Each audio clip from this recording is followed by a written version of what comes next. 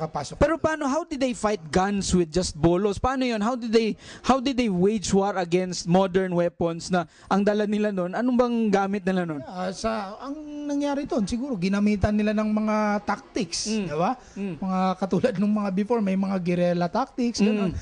Ginamit yun din dito. No? Wala kaming barel, yung before walang barel, mga sundang lang. Kaya sa amin dito, very precious sa amin yung mga sundang. Kasi yun ang ginamit ng mga ninuno pa na.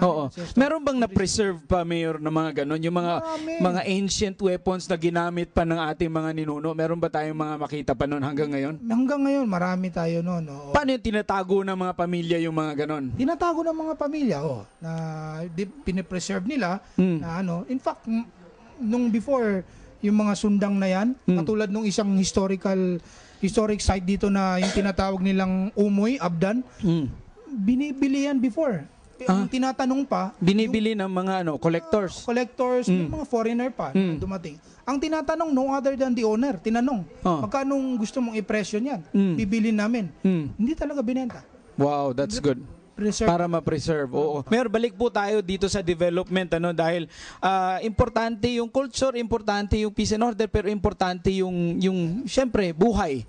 In your 9 years, can you proudly say na in your 6 years, first 2 terms and you're down to your last term, can you proudly say na meron ka talagang nagawa para to impact the lives of the Filipinos here? Yeah, tama ka dyan. Actually, talagang I'm proud na at least may nagawa ako, no? Siyempre, modesty aside, hindi ko rin, I'm not very fan of pinapublicize ko yung mga nagawa ko, pero yung mga tao na mismo nagsasabi na may changes nga. So, nung first ako na nag-mayor during the campaign, marami akong sinabi. Pero itong munisipyo mo lang, napakaganda ng inyong munisipyo. Dati, actually, sinabi mo maganda, pero pwede na rin. No?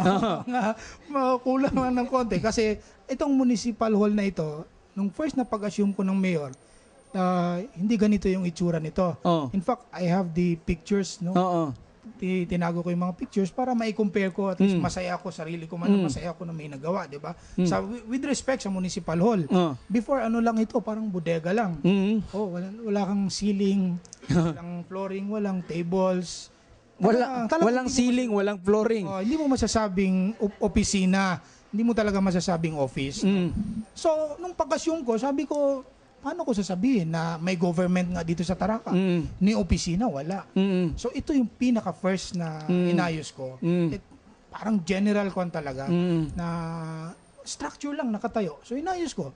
Pinagmukha kong opisina, kumuha ko ng mga empleyado, wala akong nadatna na employee. Walang empleyado dito dati? Yeah, walang nag-report sa akin na, Mayor, kami yung mga empleyado. Wala. I was surprised talaga. Talaga? Oo, na-surprise talaga ako. So, kumuha ko ngayon, meron nang nagre-report Sunday to Thursday, yes. Sunday to Thursday, may nagre-report. Every Sunday, may flag ceremony.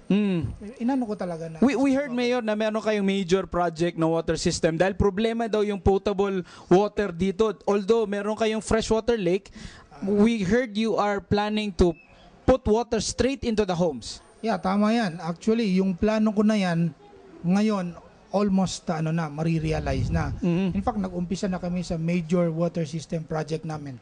Nag-deep well, nag-drill kami, and then ang source namin is malapit sa lake. Ipapump out namin dyan sa, nagko-construct na kami ng a steel tank na malaki, tapos ilalagay yung pipe. Talagang, this is a level 3 project, yung papaabutin sa mga bahay. Sa bahay talaga. Makikita mo yung mga ibang pipes na dyan sa baba. Sa baba nga po. Hindi pa namin nagkakabit. So hopefully, before the end, matapos yung term ko, matatapos ko itong project na ito na water system. Ito yung major. Isa pa lang ito actually kasi maraming marami na rin nangyaring pagbabago sa munisipyo. May public market na kami. Dati walang public market? Walang market dito. Yung ibang roads concrete na, may mga bridges na pwede nang ikutin yung munisipyo by vehicle. Kasi before hindi mo maiikot, hindi mo pwedeng tawirin yung kabilang ko dyan. Makita mo dyan, ngayon may bridge na pwedeng dinadaanan ng sasakyan. So yun yung ibang pwede kong sabihin dito. Some of the nagkaroon na rin kami ng health center. Mm. Ah, Hindi ba problema dito, Mayor, yung dengue, yung malaria, yung mga TB, ano pong ginagawa natin doon? Before problema, lalong-lalo na yung waterborne Diseases. diseases. Kasi yung before nga, kasi nga yung tubig namin hindi potable. Nakita niyo, daanan niyo yung river, yung tinatawag nilang Milo, yung Chocolate River. Chocolate River, ang kulang na lang asukal. Okay na. So talagang hindi na iinom. Problema yun. Pero hopefully, ngayon namin yan, marireduce na yan by ma-successful itong water system. At saka yung simula nung may health center na kami, pina-construct ko, talagang pinapareport ko na rin yung doctors namin dito, yung mga midwives, para at least magamit ng mga... Meron pong bagong project ang DOH, Mayor, na magpapadala ng mga nurses around the country. Gusto mo bang magkaroon ng mga nurses dito sa inyong munisipyo? Makakatulong ba yon? Makakatulong yan na madagdagan. Pero nakakuha na kami. May program ang ARM before dumaan sa Department of Labor and Employment. May mga nurse kami na nakuha. Nung second term ko rin as mayor, nakakuha kami ng ambulance. Which is, nakapark sa health center, ginagamit ng mga tao. Sa peace and order naman, ngayon, bihira lang dito sa munisipyo sa Lanao Sur na may 2 police car. May 2 police car namin. Talagang tinrabaho ko yun. So, isa rin sa programa ko related sa peace and order, yung police visibility. Pinakaayaw ko talaga every time na bumibisita ako rito, wala akong nakikitang police. Yun ang talagang pinakaayaw ko. So, kailangan may police na visible. Mayor, ano po ang inyong mensahe? Well, ako, ang mensahe ko lang sa aking mga, lalong-lalo na sa mga kababayan ko dito sa Taraca, no? Tsaka sa mga kaibigan natin na mga Pilipino, mga kapatid natin mga Pilipino, bilang leader, sa tingin ko lang, for as long as you are determined, no? Determinado kang gawin yung gusto mong gawin para sa kaunlaran ng iyong bayan, ng munisipyo, for example, ay walang imposible. No? Katulad ngayon, napansin ko during sa first and second term ko na may nangyayari nga, so mas lalo nadadagdagan yung eagerness ko, determination ko na pwede kong mabago. Pwede kong mabago yung pananaw ng mga tao, pwede kong mabago yung sitwasyon ng munisipyo namin sa pamamagitan ng trabaho talaga, determinasyon, paghingi ng tulong. Of course, hindi natin kaya ito na tayo lang. So we have to involve the citizenry, the people, yung mga constituents natin. Involve natin sila. Ipa-feel natin sa kanila na they are important. Isama natin sila sa mga proyekto natin para sila mismo pangalagaan nila yung ating proyekto dahil they are involved, they are part of it. So yun ang mensahe ko na huwag tayong mawala ng pag-asa for as long as determination lang talaga. Okay. Kaya natin yan. Huwag po tayong mawalan ng pag-asa. Yan po ang at your service ng ating pinakamamahal na mayor ng Taraca who found a municipal hall sa kanyang pag-assume na ang kambing po at mga kalabaw daw po ang nakatira. Ngayon po, medyo maayos na po at nais po nila talagang ipa-improve pa to benefit the citizens and the constituents dito po sa Taraca.